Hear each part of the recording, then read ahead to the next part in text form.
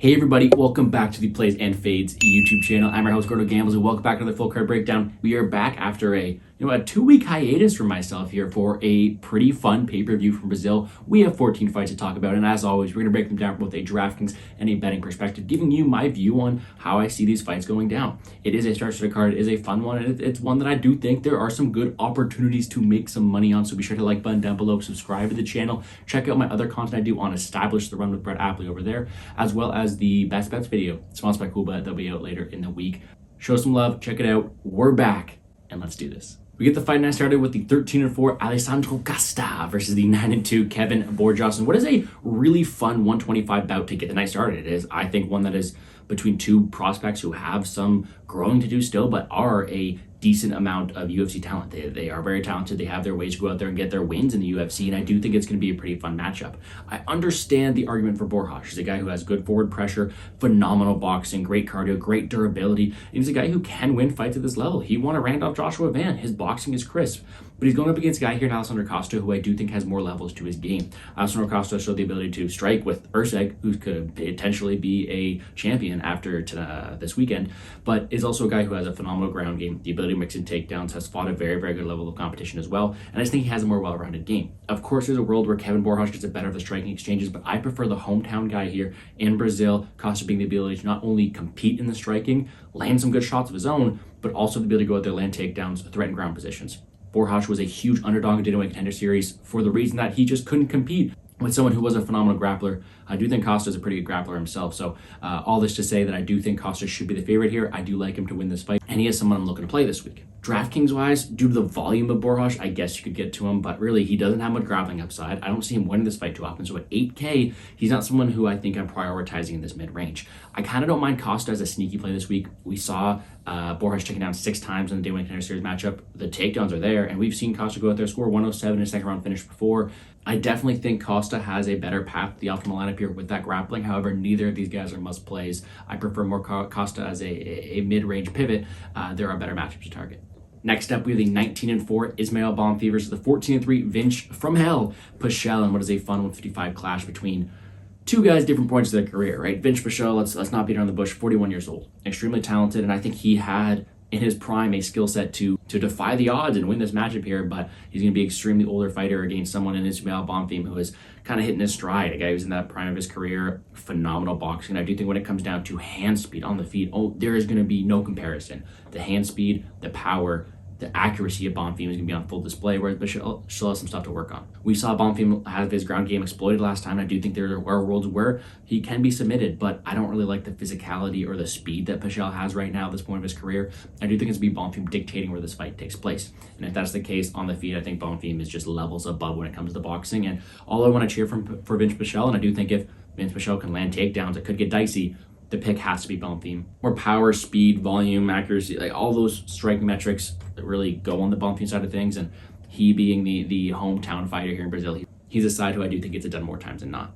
DraftKings, as we will allude to, this high range is really tricky to decipher. 9.3K for Bonfim isn't great because I don't see him landing many takedowns. I don't see him going out there and, quick win bonus over Pichel because Pichel is pretty tough, but I do think he has KO equity. I think he can finish this fight at a high clip, and I do think he is someone who should win this fight. Scored 100 against McKinney in that second round finish, and I just don't know if that's enough to get him to the optimal lineup.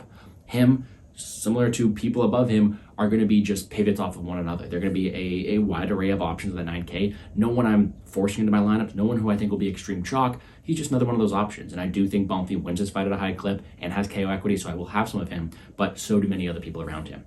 Pichel is just a pure pun play. We haven't seen him put up 100 points since 2017, but he's shown he can do it. 107 against Brown, 116 against Joquim, 115 against Whitley. He has the skill set. He can do it. He is just more of a pun play if you do think he can get ground success. I don't think he does it so often, so for that reason, not getting to as much as I want to. Next up, we have the 6-2 Dione Barbosa versus the 5-1 Ernesto Kareckaite. Don't know if I pronounced that correctly, but we're going to go with it anyways. It's a pretty fun matchup between two fighters who will bring different avenues to success inside the octagon. Dione Barbosa is that primary grappler. She showed it off an armbar on the Dynamite Contender Series. She showed a pretty good ground game, whereas Ernesto's skill set, let's put it that way, is more revolved around that striking. Her nickname is going to be heavy-handed. It's a pretty cool nickname, I'm not going to lie, but Ernesto's someone who is going to prefer that striking, so we do have kind of this striker versus grappler dynamic. Now, I don't want to exclude Barbosa as a pure grappler. I think she prefers to go there. She can also hold herself in the striking, but I do think when it comes to where each of these fighters want to be, I do think Barbosa prefers to be on the ground, and I do think Ernesto wants to keep it on the feet. Ernesto is going to have a ton of volume. She's going to have the ability to go out there, push a heavy pace, land strikes at will, and I do think she's going to be the more active striker of the two. The more damaging, maybe not so much. She's not really a heavy-handed fighter like her nickname says. She's more of a beat you by war of attrition, beat you down over the stretch and land a ton of volume, which I do think could lead her to victory in the spot here. However, I do think Barbosa can compete when she's fresh, and she is going to have that advantage on the ground. We have not seen Ernesto face the best level of competition, so I think Barbosa just has more advantages in this spot. And if I'm going to go out there and I'm going to pick Costa because he has a grappling edge, I kind of got to pick Barbosa because she has a grappling edge as well. I do think it's a very, very close fight. I would not be surprised if Ernesto keeps on the feet and out-volumes Barbosa to some later damage and potentially a dominant decision. But I do think if it comes from face value, the person who I think has more avenues is going to be Barbosa. We have not really seen the ground game tested too much for Ernesto, and I do think Barbosa should be levels above. Shall it get there? Not too much confident in the pick. This is lower level at WMMA, but I am going to side with Barbosa in this matchup. DraftKings-wise, it's a sneaky one because no one's going to really play Barbosa. I mean, in between Orolbai, Pantoja, Lucindo, like, she is a debutant at 8.9K. You know what? I think she could be very sneaky with takedown upside, potential finish upside, but she's not a primary target. She is a pivot play off the big boys. She is a someone who you're just going to try to be sneaky with, but I don't mind that avenue. I think she is a good person to have if you do have a large portfolio. And I do think, likewise, Kareckaite is someone who I think is one of my favorite download cheap targets because I just said it was a 50-50 fight. I said it was close. I could see it going both ways. But she's 7.3K with a ton of striking upside, a ton of volume upside. Sorry, and I do think she is someone who is very dangerous to score very well. I do think I like her a lot more than, let's say, Vince Pichel, who we already talked about, right? 7.3K. I like the path for Kareckaite. I do think she wins more than a price tag entails. A very sneaky fight to target on DraftKings. Obviously not my core play, but definitely something I'm getting to. Give me Barbosa, though. Next up, 9-1 Mauricio Ruffy versus the 17-7 Jamie Mullarkey. In a Jamie Mullarkey fight, so it's pretty easy to break down. Mullarkey is a very talented fighter, good hand speed, good ability to mix down to the ground, has power in his own right, but his chin has failed him. And now going up against a fighting nerd with a ton of power here in Ruffy, it's not always the best recipe for success. When it comes down to level of competition and potentially even skill set here, I think Mullarkey shouldn't be this big of an underdog. He has all the abilities to go out there and compete in the striking, land volume, has fought a better level of competition. When it comes down to who can I trust more when it comes to durability, it's Ruffy. Ruffy showed that he can wait to the last moment to land that damaging shot. He has fight-ending power at all times, and this could just be a matter of when for Mullarkey. He's been finished by some lesser opponents, and I do think the guy with more finish upside here is Mauricio Ruffy. Now, if this line continues to climb, maybe I'll take a shot in Mullarkey decision. I do think he has volume upside, and that level of experience is hard to deny, but pick is going to have to be Ruffy to do that finish upside. I do think he's powerful. I do think he comes from a good camp, and I do think he has potential ground success. He's just a big guy, and I do think that could be a very dangerous opponent for someone like Mullarkey, who has those chin issues. 8.4K for the Ruffy, I do think is going to be a pretty popular option with that clear KO equity. And Mullarkey's last 3 losses against Hacksprat, Naimov, and Turner, knocked out in all 3 of them. His opponents all scored very well. I do think Ruffy has that power, and at 8.4K, a very clear, popular option this week, and I have to agree with that. So at 8.4K, I understand he's my pick as well. I don't think I'm going to play the money line because I think it's getting out of hand. We haven't really seen much from Ruffy, and Mullarkey does have a good skill set despite the chin. However, I do think it's Ruffy's fight to lose. He should have the power, the finish upside. He's my pick in this spot. Next up, 13-4 Joquim Silva versus the 14-2-1 Drakkar Klose, in which is, no pun intended, a very close fight. This is very closely lined. We have 2 fighters who have been around for a while, let's put it that way. Finally getting to square off against one another, and I do think it makes for a pretty fun matchup. Neto BJJ is not going to be the BJJ guy. He is a guy who has a ton of power in his hands. He rocked Arman Sarzuki, and let's not forget that. He's a very strong, powerful puncher, but he lacks volume. He lacks a potential ground game. He himself can be finished. There are holes in Joquim Silva's game. And although there's some in Drakkar's Klose as well, I think the overall body of work from Drakkar Klose is better. I think Drakkar Klose has more volume. I think he has better cardio. I think he has better potential wrestling and domination in that avenue there. The problem we have with Drakkar Klose is he can be hit, he can be rocked. And what was the one good thing Joquim Silva had? It was power. And that's why it makes it so it's a bit interesting of a dynamic to break down. I think if it came down to I knew this fight was going to decision, I'm paying Drakkar Klose all the time. Volume, wrestling, I think he has all those edges. But I'm fearful in backing him to a bullish extent because of the chin deficiencies he has and the power Silva has. With that being said, can I trust Silva's chin as well? I mean, he's knocked out Ricky Clinton. Like, there are holes in each other's games. So I'm actually going to go against the Brazilian here. I'm going to pick Drakkar Klose. I think he has a multiple avenues getting it done, and I just think he's just at a better point of his career. Silva has the ability to win this fight by knockout, but I think he's limited to that. And because of that, I think his path to victory is 25-30% at most. And I do think Klose has the ability to go out there, win minutes, potential win in the grappling realm as well, but also maybe knock out Silva, a guy who doesn't defend strikes to the best of his abilities either. So very interesting matchup. I'm siding with Klose, not with as much confidence as I expected to, but someone who I do think wins at a decently high clip. 8.7K for Klose. I guess if I'm talking about knockout upside, he can do it. He scored 134 against Jenkins, 98 against Selecki in a first round slam. I mean, he's been on a bit of a roll recently, but this is just such a star-studded card. I mean, Pantoja's above him, Orolbai, Silva, Brito. Like, there are some bigger names. So I think Klose is more so a secondary option just because, you know what, Neto BJJ can slow the fight down. But with the path to victory on the ground, on the feet, I do think that Klose is a good guy to mix in there. I think he wins a decent amount of the time. I think he has a good path to the optimal lineup. It's just such a star-studded card that I can't say to play him at 8.7K too often when I think he should be more around that 8.4K range.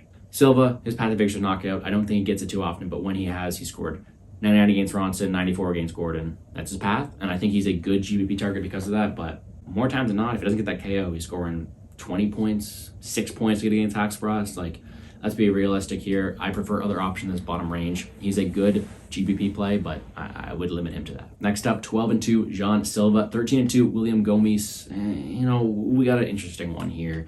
Gomis is a guy who I'm not super high on. He is a guy who I've learned to respect, though, because he's a smart guy. He's able to win fights, but he slows them down. And that's not who I want to see fight John Silva, a guy who will literally bark at his opponents in front of the cage. Silva's a dog. He's a bit of a madman.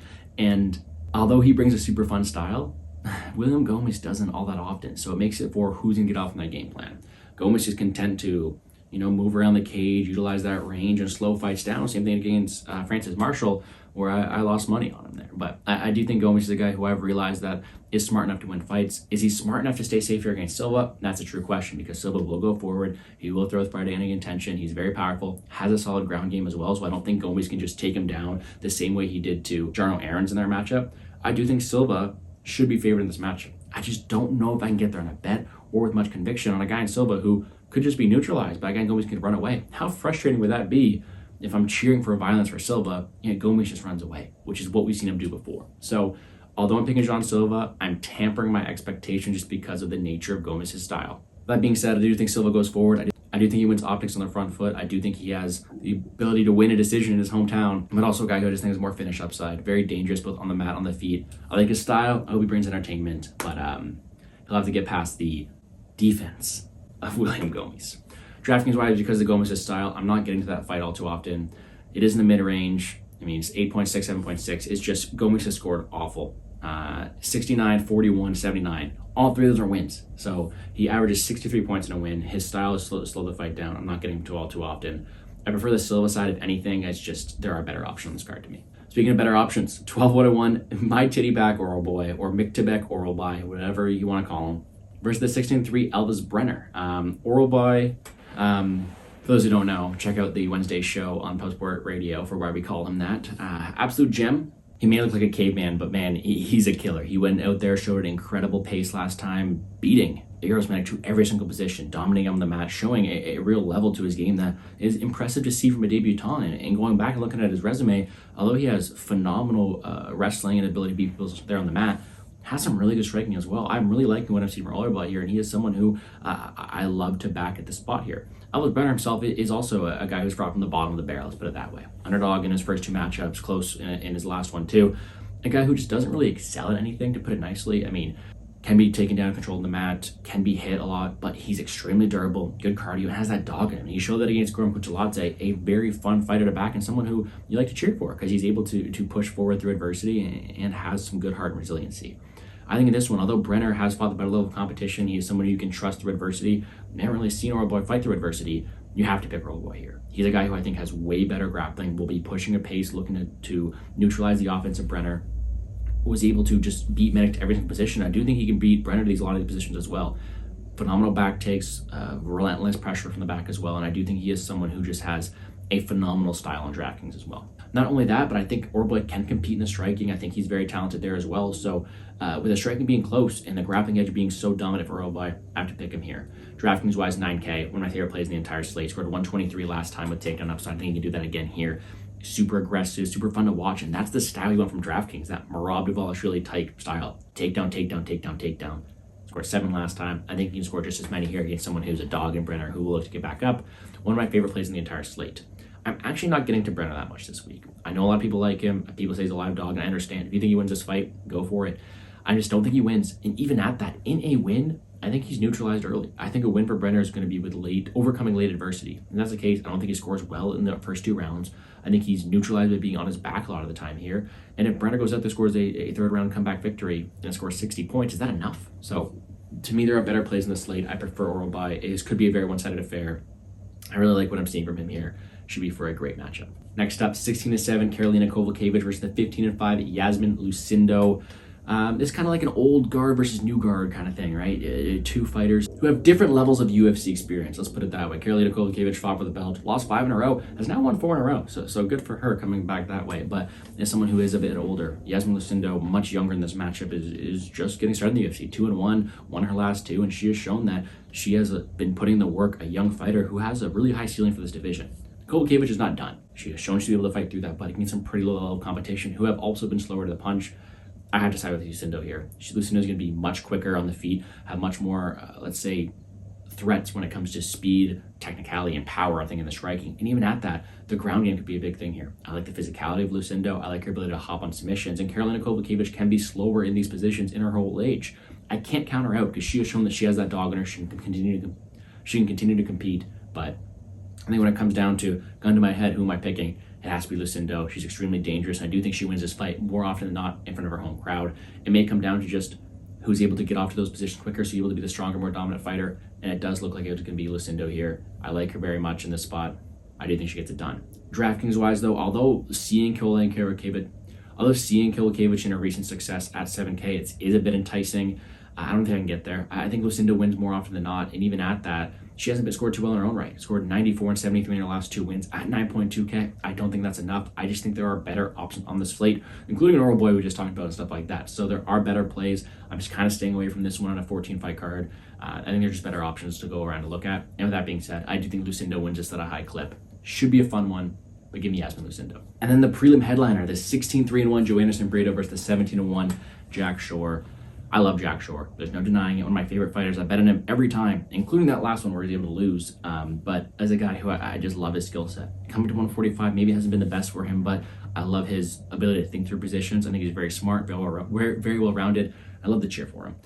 The issue is he's going up against an absolute psychopath killer in Joanderson Brito who will mock you, submit you, and then take his pants off, right? He's a baller, ton of power in his hands. I do think it's a very interesting matchup. I love Jack Shore, and I think that he's able to win a lot of decisions with how smart he is, ability to mix it up. But when it comes down to the guy with more finish upside, more physicality, it's Joanderson Brito. Brito is a very scary guy, and if you're being knocked out or knocked down and then submitted by Ricky Simone, Brito could do some bad things to you. So although I want to pick Jack Shore, his ability to neutralize position, take him down, work through these spots, I think the more dangerous guy here is Joanderson Brito, and I have to pick him because of it. Pains me to say for a guy I like so much, but truthfully, I just think Brito's more dangerous, and I want to cheer for Shore. And actually, I will be cheering for Shore. I just don't know if I can pick him here. DraftKings-wise, one-sided affair. Brito, 8.5K on DraftKings. When he scored 86 against Pierce isn't great, but 108, 104, 130 in those 3 wins before that. Has 100% finish rate inside the UFC. Very dangerous fighter. Whereas Jack Shore is more of a neutralizer. 93 against Mularkey, 104 against Valiev, 87 against Shalinian. So yes, I think Shore can win. I'm cheering for him to win. I think he has decision equity. But DraftKings, the more dangerous fighter, the guy with more power in his hands, the guy with a very dangerous submission game as well, is Joanderson Brito. So for that reason, I prefer the Brito side on DraftKings, and I am going to pick him to win, although I will be cheering for Jack Shore. First fight in the main card, 17-7-1, Paul Craig, 15-1, Kyle Borralho. I also love Kyle Borralho. I think I backed him in almost his spots as well. And now he's facing guy Paul Craig, which is interesting coming down from 185. He's getting another grappler here, and it makes it for a very tough matchup for Paul Craig. And that's why Kyle Borralho is a big favorite. Is Paul Craig is not going to win any striking exchanges. He's going to pull guard and look to submit you. And it's going to be a lot easier said than done to submit a guy in Kyle Borralho who is extremely cerebral, extremely good fighter, is a good physical, say, specimen, and the ability to keep it on the feet as well. But it just makes for a tough matchup for Craig. Of course, Craig can submit anybody. He's very dangerous. Submitted Jamal Hill. Let's not forget about that. But on the feet, it's going to be Kyle Borralho. I think Kyle Borralho will be able to dictate where this fight takes place. I think Kyle Borralho, he doesn't rush anything either. So I think he just has more opportunities to go out there and win this fight, whether it be staying safe on top or dominating the strike exchange, what I think he does. The fear I have with Borralho is he doesn't want to push that finish. I mean, he's been very tentative before, so can he live off that 9.5K salary? I don't necessarily think so. I do think this fight ends more times than not, but we've never seen Borralho eclipse 107 points. I think it's going to be really hard for him to make the optimal lineup because of it. Paul Craig is the ultimate punt play at his price tag. If he wins, he's going to score great. Paul Craig has a phenomenal history of scoring great. 104 against Muniz, 97 against Krylov, 103 against Hill, 118 against Rua. He can score well, but more times than not, I think Borralho goes out there, stays safe the first round, gets maybe a late second, late third round KO finish, and scores 95, which isn't great at 9.5K. So give me Borralho. I do think he wins. Very interesting matchup. I hope Paul Craig can bounce back because I do like the guy, but I do think Borralho just has a better matchup in this spot. Next up, 30-11 Michel Pereira, 21-5 Ihor Potieria. I haven't been too high on Ihor Potieria. I bet against him, I think, almost every fight. Pick Bellato, pick Nick Mariani, pick Alberg. Have made a lot of money betting against him. And getting this short notice opponent against a guy, Michel Pereira, who I love to watch. I mean, his dancing style, his backflips. These are two guys who I think I've had solid reads on. And this line's about right to me. Michel Pereira is a big favorite, and I have to agree. He's the much more dynamic fighter. He has the ability not only to be the better technical striker of the two, but better defensively, and also potentially a better wrestler shall it go there. All of these things to say is I think Pereira has more minute-winning ability. He has shown a very good form recently, and Potieria is super, super hittable. Not only that, Potieria has seemed to tire down the stretch. Yes, he looked good against Breach in the later rounds, but I think Pereira has the cardio advantage if he doesn't do 10 backflips in the early rounds. I think he's a funner fighter to watch minutes-wise on the Brazil card. Pereira's been taking it serious, and I do think he's the rightful favorite in this spot. Not much more to add. I think it's a step down in competition. I do think he can get it done a multitude of ways. DraftKings-wise, though, how much as I've faded Potieria in the past, and I've played against him a bunch, I'm not getting to Pereira that much at 9.6K. I mean, he's never scored above 102 points. At 9.6K, that's not enough. And although he's going out there and he's getting these early finishes, not much grappling upside, yes, recently he has been, but hasn't always been the biggest one-punch KO threat. He's been content to score third round submission, 85 point, decision win, 62, 91 points, and that's not going to score well at 9.6K. I much prefer a Bonfim, an Orolbai, a Pantoja, a Lucindo, who we've talked about already, then someone in Pereira. And Potieria, I guess he's a punt play if you think Pereira's going to do backflips, but I don't think Ihor is going to be on the optimal lineup too soon. Give me Pereira. Let's move on. Next up, 37-19, Anthony Smith, 11-0, Vitor Petrino. I also like Anthony Smith, man, but he is showing his damage accumulated so far, if that makes sense here. He's a guy who has taken a lot of damage, was battered pretty bad against Roundtree in that last one, and has just not been able to live up to his possibilities. He's super hittable, he's absorbed so much damage, and now it's really reflecting. He's been knocked down, he's been battered in a lot of these matchups, and 19 professional losses, including one that was for the light heavyweight championship, can take your toll. Vitor Petrino, 11-0, on all the juice, extremely powerful guy, extremely dangerous, is a guy who's kind of in a different direction here. He's heading towards the top. I just think that's a dangerous thing to want to step in front of. I don't like the odds. I don't think Anthony Smith should be this big of an underdog against anybody because he's shown a level of experience. I think he's the better grappler, and it was just, a year ago that Petrino was minus 110 against Anton Turkali. There's still a lot we have to learn about Petrino, but the way that Smith is reacting to punches, the way we've seen him look physically recently, this is Petrino's fight to lose. They're giving this Brazilian prospect a good matchup on this card here, and I do think he's able to get it done. Give me Vitor Petrino. I don't like to say it, but I do think he's able to beat Anthony Smith here, given the recent form Smith is in. I would not put a KO past him. I just think Petrino is just way more explosive this time. And because of that, 9.4K going to be one of the most popular options on the slate. I see why. I see the way that Smith's reacting to strikes. I do think Petrino's very, very live.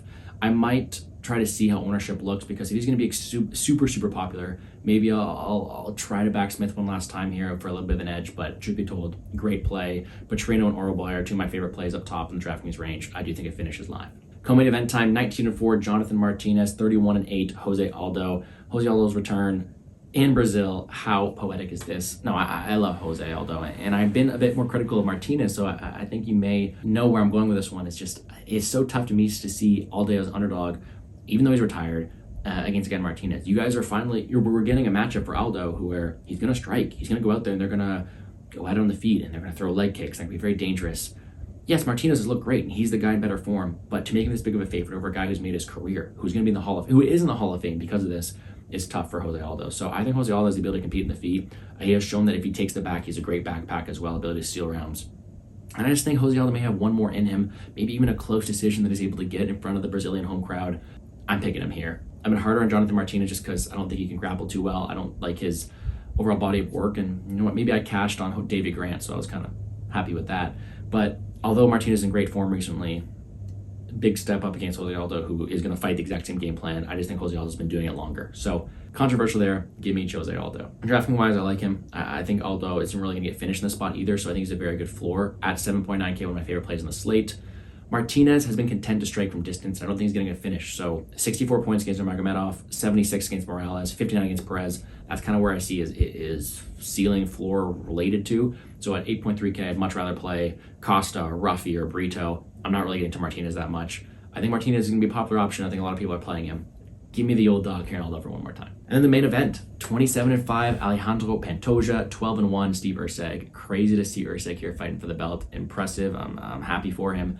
But it seems like all a big step up too soon. Erceg, yes, has been beeline towards the top, has had some great wins, but I mean, I guess there's just no one else for Pantoja to fight. Pantoja's been that dominant, whereas Erceg is getting dropped by Alessandro Costa, knocking out Matt Schnell. Like, those are not really things you can compare. And I think you're kind of seeing where I'm going to this matchup is. I'm on the Pantoja side here. I've seen a lot of love for Erceg.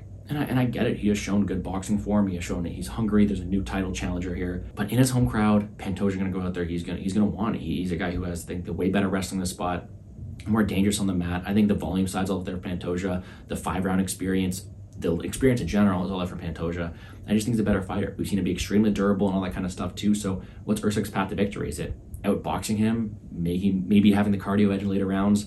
I don't see it all too often. I think more times than not, Pantoja wins this fight. And if the line continues to crash, I'm going to be playing some Pantoja on the money line. I think he's able to get it done. Super fun fight. I just think there's more edges on the Pantoja side of things. So for that reason, 8.8K, another one of my favorite plays on the slate. I mean, he scored 143 against Moreno in that title fight, 142 against Orolbai. Those are some pretty big scores in 5-round events. And I do think this one goes to the later rounds, or he's able to go there and have some more success. One of my favorite plays in the entire slate, Orolbai, Pantoja. Those are the two guys I'm going with this week. I like his ceiling. I like his upside. I think he's able to get it done. Give me Alexander Pantoja to keep his belt in this spot here in front of his home country. That's going to do it for me here on the Plays and Fades YouTube channel. Quickly running through my quick picks. Taking Alexander Pantoja, Jose Aldo, Vitor Petrino, Michel Pereira, Kyle Borralho, Johannerson Brito, although it pains me, Yasmin Lucindo, Mitebek Orolbai, John Silva, Jakar Klose, Marcio Ruffy, Diana Barbosa, Ismael Bonfim, and Alejandro Costa. DraftKings-wise, tough slate. Up top, there's just a bunch of potential options, but none that really stand out. I guess Petrino, Orolbai, and Pantoja are the three I'm going with. In the mid-range, Ruffy, Brito, Costa, all great option. And as underdogs, I think Erceg is a guy I haven't really touched on that much, but I think this guy can definitely do well there. I love Jose Aldo. I think Kareckaite can have some good options as well. And if you really want to punt, I do think the punt this week is Smith to get some leverage. It's a terrifying thing to say, though. Reignmakers-wise, I think the highest ceilings, Orolbai, Pantoja, Petrino, Borralho, and then choose between Bonfim and Pereira. All these guys up tops are great. This high-end range is really living up this week. You can play anybody up top and be valuable. I hope I was able to help you guys navigate accordingly. That's going to do it for me on the Plays and Fades YouTube channel. Make sure to show some love, hit the like button down below, subscribe to the channel, check out the other work I'm doing this week, and I wish everybody all the best of luck in all your drafting and betting endeavor, guys. Let's make some money.